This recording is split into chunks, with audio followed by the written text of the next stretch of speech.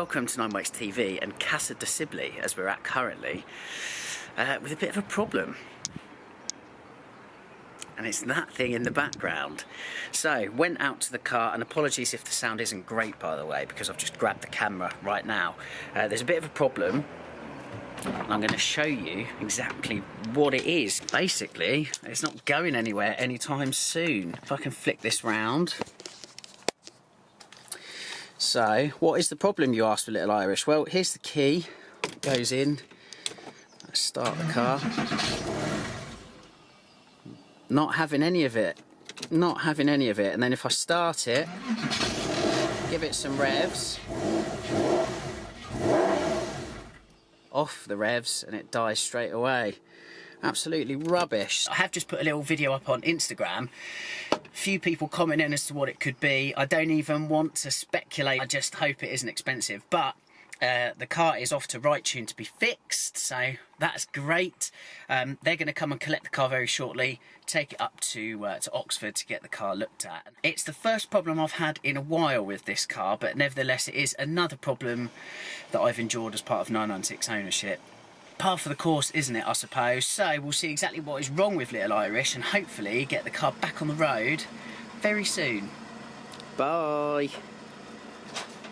Cool, so the car is back, the wallet is lighter, thanks to the guys at Right Tune for the fix. The fix actually was pretty simple. I'm going to show you exactly what that was right now. Pop in the deck lid. The problem specifically is here with the oil filler neck tube. It was cracked, essentially creating a vacuum issue. As simple as that. Is it common? Well, it's not unheard of. It all comes back to, and this is a common theme now on my videos, these cars, and this car in particular, is 25 years old.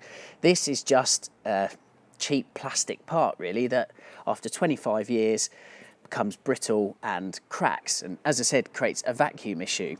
The proper fix is to replace the entire part. It's quite fiddly, of course. There's some Porsche tax involved with parts on there as well. That's the proper fix, really. What you can do, and it's definitely more cost effective, is to get some heat shrink tubing and then some repair tape over the top. It seals the crack, prevents the vacuum issue, and basically enables the flat six to keep running properly. What the guys at Right Tune have basically done is a rendition of that. They couldn't get their hands on any heat shrink tape. What they have done is use repair tape, which shrinks and bonds to the tube. They then put some black tape over it because otherwise it's white and quite unsightly. And that is the fix, pretty much. As I say, the proper and most diligent fix is to replace the part.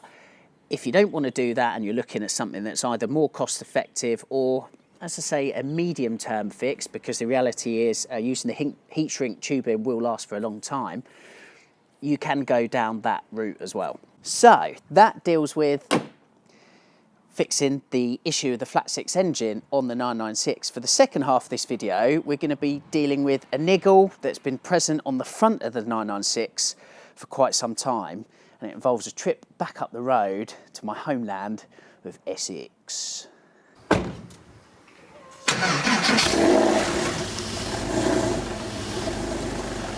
I'm here in lovely Essex with Garage Therapy. Maz, as you can see in the background, is running his eye over my car currently. So the reason I'm here, as we know, a couple of years ago I had the car repainted in Irish green. Well, the thing is, despite that lovely paintwork, there are some facets and details on the car that portray its appearance and really underline the fact the car is 25 years old. A big case in point is the headlights. Now on my car, one of the headlights in particular has gone kind of cloudy and milky. What Maz is going to do today is show us how to restore those headlights and really lift the front look of the car back to something like a factory finish. Maz, hi. Thanks for having us along at Thank you Garage for Therapy. coming. You have pledged very kindly to take a look at dirty, cloudy, milky, generally pretty manky 996 headlights. Yeah. We know this isn't uncommon. Why do kind of Porsche headlights of this millennium era tend to go? What typically happens is when a car is well used and parked outside, the UV rays from the sun, they'll attack the UV coating that's put on the lenses from factory, and they just degrade over time. And that's what the yellowing is that UV coating just effectively dying out. Is it complicated to rectify? No. So the process is straightforward in the sense that you can machine polish the headlight, and what that will do is that will remove the UV coating off. Or what's left of it. Or what's left of it, yeah. However, sometimes the UV damage goes a little bit deeper than the coating, and it starts to degrade the plastic underneath, which the coating's protecting to begin with. So you then would need to sand down the yellowing and then polish that up, and you do that with various degrees of different grit sandpaper. Right. There's a technique to it, and it can be a longer process than sometimes you think. So I've had the same vehicle in red, whereby I sanded it and I still needed to sand it further, and it took several hours to rectify. So it can be quick and easy, and on the flip side, depending on how bad it is, it can be quite painstaking. We'll take viewers on that journey, but kind of off the top here and now, are there any kind of do's and don'ts that you'd like to impart on viewers of 9X TV? Yes, so because it's a plastic substrate, you have to be careful that you don't heat up the lens too much, because you can potentially crack the plastic. Okay. Plastic substrates will heat up a lot quicker than metal substrates.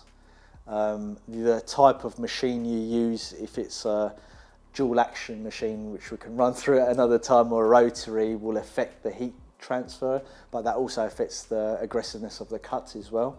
And also make sure that you mine the edges of the lights and obviously the surrounding paint panels on there, because you're using a high-powered machine with abrasives, and there's a backing plate on the machines, and you don't want that backing plate to touch the adjacent painted panels and take paint off. Fingers crossed there's not too much elbow grease involved, but yeah, we'll get it looking good. Yeah.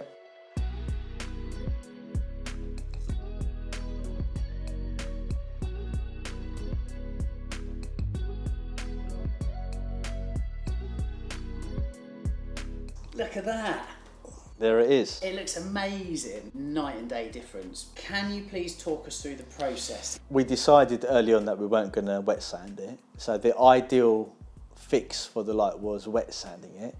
The reason why we didn't wet sand it was time constraints. And we had a lot to cover today.